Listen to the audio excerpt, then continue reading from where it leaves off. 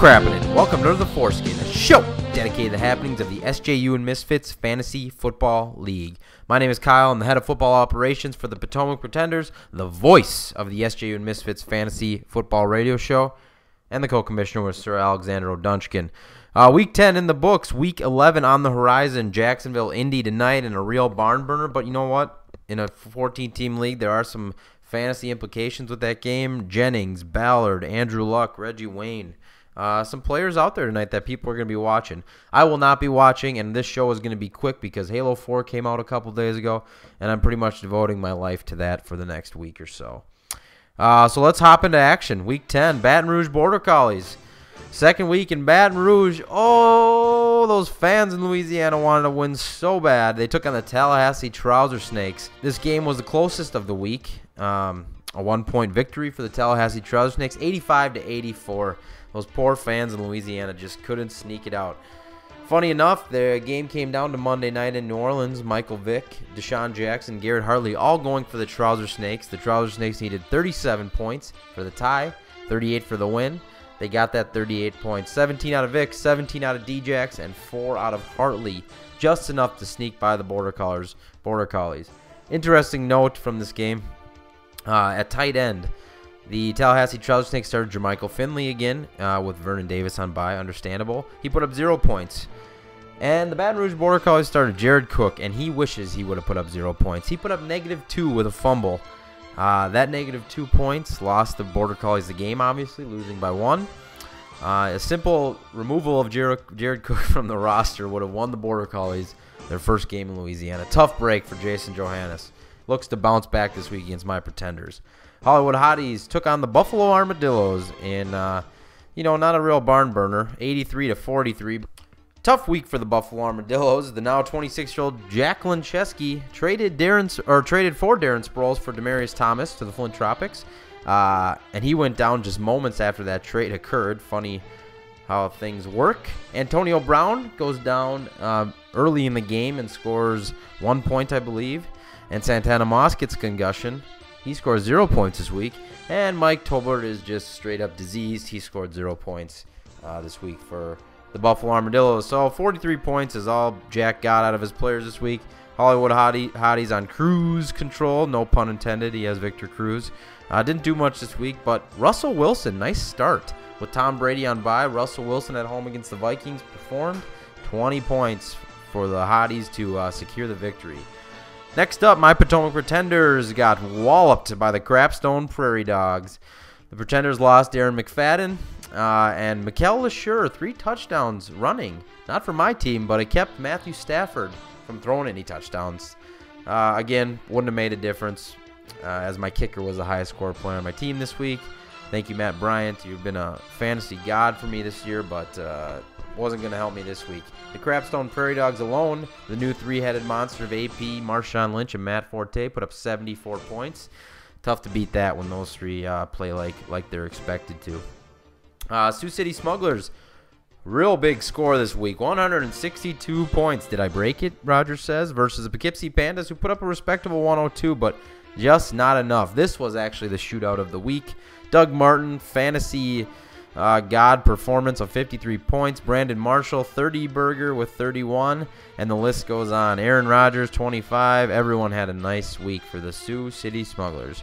Nice showing for the Pandas, like I said, just not enough in the end. Lots of 10 to 15 point performances, but just not enough to deal with the firepower that is Sioux City. The Gnawbone Butte Pirates traveled to Duluth to take on the Dodgers in another close game this week. 69-66, the Butte Pirates manage to sneak this one out. This game going into Monday night, the Dodgers were down by, I believe, 24, 25 points. Lance Moore, Pierre Thomas, and Brett Selleck all going for the draft Dodgers on Monday night, so things were looking optimistic.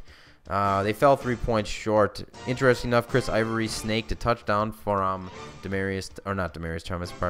Pierre Thomas, which proved to be the difference. That 6 points would have vaulted the Dodgers to victory. Cam Newton broke out 20 points, first time in 4 weeks that he's broke the 20-point barrier. The winning player was on the bench for the draft Dodgers. Brandon Myers scored 17 points this week in that Oakland throwing offense. And, you know, with how good the Saints, as bad as their defense is, they are very, very good against tight ends. It might have been an interesting play to see Myers out there instead of Selleck. Would have liked to see that from A. Chernobyl Tin Whiskers took on the Flint Tropics and won this game, 89-79. Stuck between a rock and a hard place. Vanis started. Richard Mendenhall. He didn't play. But, I don't know, he might not have wanted to drop anyone on his bench, and there wasn't a lot on the waiver wire, so he took the 0 from Richard Mendenhall, and then with Jordy Nelson going down on one of the first plays of the game, 2 zeros on the Chernobyl Tin Whiskers this week, but he was still able to prevail, even though Fitz and Kelvin finally both broke double digits with 13 points a guy. Last game of the week, Waco Wrinklebeast took on the Sausage Waltz in a surprisingly high-scoring matchup. Waco 101, Sausage Waltz 138. For Waco, no standouts, lots of solid performances. 6 players in double digits. For the Sausage Waltz, big game from Isaac Redmond, 21 points and 26 points out of Andrew Luck. Nice start there. Chicago's defense continues to impress. 30 points this week, 2 touchdowns they scored. They are the 4th highest scoring entity in our fantasy football league. That is some crazy stats from a defense. They're leaps and bounds above the next place defense, which is Houston, I believe. Waiver Wire Wednesday this week with Darren McFadden going down and also Mike Goodson going down and already being on a team. Marcel Reese and Tywan Jones were the big pickups. And they both went to the Butte Pirates, $22 ahead, which coincidentally was $1 higher than the Potomac Pretenders my team had to spend. Smart play, I guess, by Zach. Kind of a dick move, I guess. But if you want both those guys on your bench, then go ahead. You can. Golden Tate, $9 to the ailing Buffalo Armadillos with Santana Moss going down and needed to address some receiver issues. Golden Tate obviously had a big game last week. Trading block this week, early in the week, right after the show, in fact, Reggie Wayne was dealt from the Sioux City Smugglers to the Bakersfield Border Collies for Mike Wallace. Nice upgrade for Mike Wallace, going from the 2-7 Bakersfield Border Collies to the now 9-0 Sioux City Smugglers. Tough break for Reggie Wayne, end of his career getting traded to the last place fantasy team in the league. I'm sure he'll keep playing his hardest for Jason Johannes, though. Week 11 we are on. My Potomac Pretenders take on the Baton Rouge Border Collies. And with Darren McFadden out and Maurice Jones-Drew out, who will be running back number 2 following Willis McGahee? I don't love my matchups this week, but Trent Richardson and Robert Griffin on bye, thank God. Nice pickup in Ryan Fitzpatrick. Stash him on the bench for a few weeks because he plays New England this week and generally plays well against New England. Players do love to have career games versus the Potomac Pretenders, and Randy Moss is on the starting lineup for the Baton Rouge Border Collies. Who knows? Could be a huge week for Randy Moss. Wouldn't surprise me to see him put up about 38 points and knock the Potomac Pretenders, even further into the middle of the pack and nervous about making the playoffs. Crabstone Prairie Dogs take on the Chernobyl Tin Whiskers. What's not to love about the Crabstone Prairie Dogs right now? Lynch, AP, and Matt Forte all playing well. Tough matchups this week, but I think he'll be all right. For the Tin Whiskers, some potential big games. Stevie Johnson versus New England always seems to play well. Titus Young versus Minnesota. You never know with the attention that Calvin Johnson gets if Titus Young will draw some one-on-one coverage. Could have a big game. I'm still going Crabstone Prairie Dogs, and I don't know if I picked the last game, but I'm definitely going Potomac Pretenders because I pick them every week. Hollywood Hotties 4-5 take on the 5-4 Tallahassee Trouser Snakes in a game that could send both teams into the middle of the pack. Brady to Welker combo this week for the Hotties. Pretty scary stuff. They play Buffalo, and those two definitely seem to play well against Buffalo. Tallahassee Trouser Snakes, Vic against Dallas is a tough matchup, and Deshaun is usually tied to Michael Vick as that's the quarterback and that's the receiver for the Philadelphia Eagles. If those two don't light it up, I'm nervous for the Trouser Snakes. I'm going to go Hotties in the toughest game to pick this week. Sioux City Smugglers.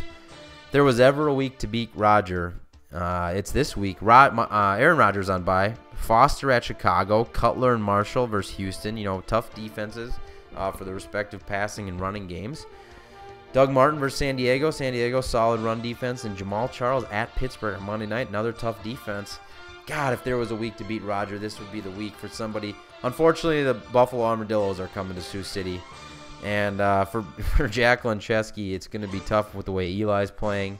Ray Rice at Oakland's a good matchup. And a vote of confidence for Darren Sproles. Would love to see him in that flex position. probably not going to happen with the club-size cast I've heard he has on.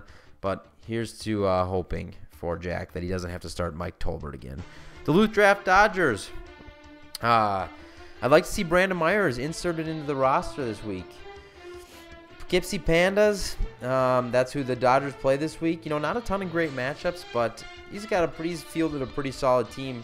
So I'm gonna go. I'm going upset special.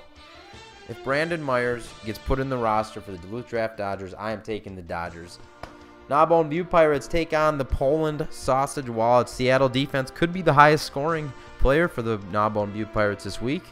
And for the Sausage Wallet, we'll see how Luck plays on the road tonight. Hasn't had a lot of big games on the road, but he definitely is transforming into a top 10 fantasy quarterback. And for Julio Jones, a biggin in New Orleans, could have a monster game. First time playing the New Orleans Saints this year. Last game of the week, and then I get to go play Halo 4. I'm so excited. Waco Wrinklebees take on the Flint Tropics. Not a lot to say here. Brandon Lloyd versus Buffalo. Good matchup for Flint. Chris Johnson at Minnesota. Not Chris, Calvin Johnson at Minnesota. They devote a lot of attention to Antoine Winfield's playing well, but, the Waco Wrinklebees are starting Mark Ingram, and he's back in there by default with a lot of the myriad of running backs he has on the bench on bye. I don't know if Waco's won with Ingram on the roster. I'm going to say that's going to continue as much as I like Waco Wrinklebees. I just think the Flint Tropics are going to sneak this one out. Winner stays in the playoff hunt. Both teams are 3-6. And, the winner moves to 4-6, obviously, and the loser is all but out of it at 3-7. So that's it for this week of Under the Foreskin. Follow us on Twitter at SGU and Misfits or on YouTube, youtube.com/SGU and Misfits. Until next week, good luck out there on the fantasy football field, and we'll see you next week.